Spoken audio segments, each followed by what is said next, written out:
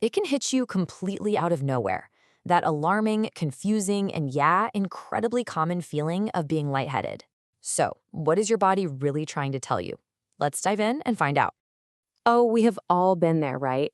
You're just getting up from the couch or maybe climbing out of bed. You move a little too quickly, and damn, for just a second, everything feels off. A little woozy, like the floor just dropped out from under you.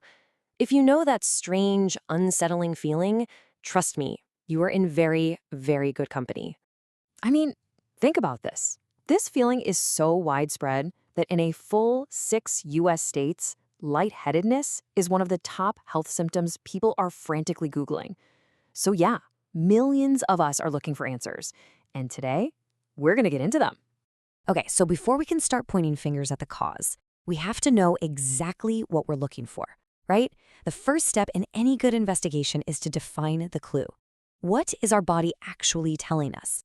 All right, this is super important. We've got to draw a clear line between two very different sensations.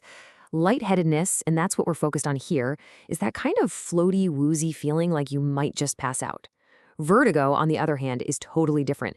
That's when you feel like the room itself is spinning around you. They have completely different causes, so for this explainer, we are zeroing in on that I might faint feeling.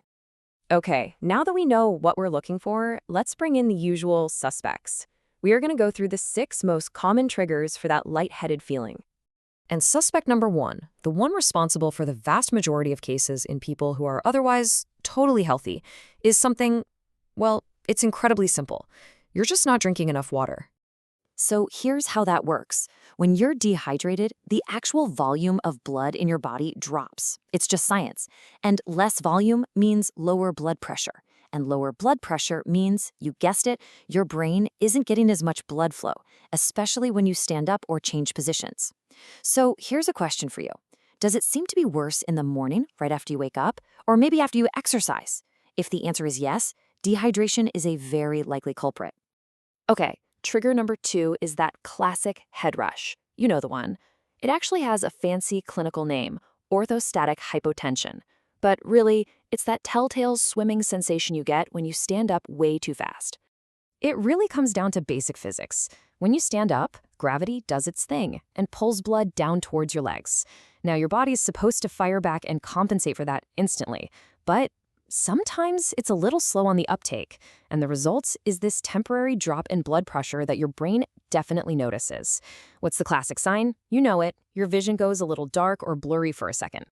All right, our third suspect is low blood sugar, also known as hypoglycemia. Just think of glucose as like premium high-octane fuel for your brain. And when that fuel tank starts running on empty, oh, you are going to feel it. Your brain is a real energy hog, so it's the first organ to sound the alarm when there's a glucose shortage. This usually happens when you skip a meal, or maybe you get that big crash after eating something super sugary. The good news? A balanced snack can usually fix it pretty quickly. So the key question to ask yourself here is, does that lightheadedness also come with feeling kind of shaky or suddenly really irritable? If so, that is a huge clue that it's your blood sugar. Now for suspect number 4, we're going to a completely different part of the body, your inner ear. This little thing is basically the command center for your entire sense of balance. You know, it's wild. A minor infection or even these tiny little calcium crystals, like little rocks, getting knocked loose inside your inner ear can throw your whole balance system completely out of whack. It's a perfect example of how a symptom that feels like it comes from nowhere can have a very specific, very physical cause. So if your lightheadedness seems to just pop up randomly with no obvious trigger, your inner ear might be the culprit. Okay, now for a trigger that really highlights that powerful connection between your mind and your body. Intense anxiety or a full-blown panic attack, that's not just in your head. It creates very real physical symptoms. So here's the chain reaction that happens. Anxiety can cause you to overbreathe. That's called hyperventilating. When you do that, you're actually changing the chemistry of your blood by getting rid of too much carbon dioxide. And that reduction is what directly causes the lightheadedness and sometimes even that tingling feeling you might get in your hands and feet.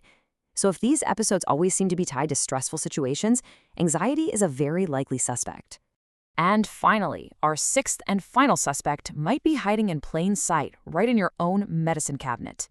A whole bunch of common medications list lightheadedness as a possible side effect. Yeah, the list of potential offenders is pretty long, But some of the most common ones are medications for blood pressure, antidepressants, and even just simple over-the-counter antihistamines. Now, this is absolutely critical. Always talk to your doctor before you stop or change anything. Don't just do it on your own. The big diagnostic question is, did this woozy feeling start or maybe get worse right after you started a new medication or your doctor changed the dose? Okay, we've gone through the usual suspects, the common and honestly often harmless causes. But now we need to get serious. We have to talk about when lightheadedness isn't just an annoyance, but a real warning sign. These are the alarm bells you should never ignore. So listen closely. If you ever feel lightheaded along with any of these other symptoms, and I mean chest pain or pressure, a sudden really severe headache, difficulty speaking or a drooping face, numbness on one side of your body, or actually fainting, especially if you're an older adult, this requires immediate medical attention. We're not talking call your doctor on Monday, we're talking seek help right away. These combinations can point to something much more serious. All right, now that we understand the causes, and just as importantly the warnings, let's talk about what we can actually do about it. Let's talk prevention. Here is a simple, proactive, 5-step plan to help you take back control and maybe even get rid of these episodes for good. Think of this as your personal toolkit. First, hydrate consistently, all day long. Don't wait until you feel thirsty because by then it's too late.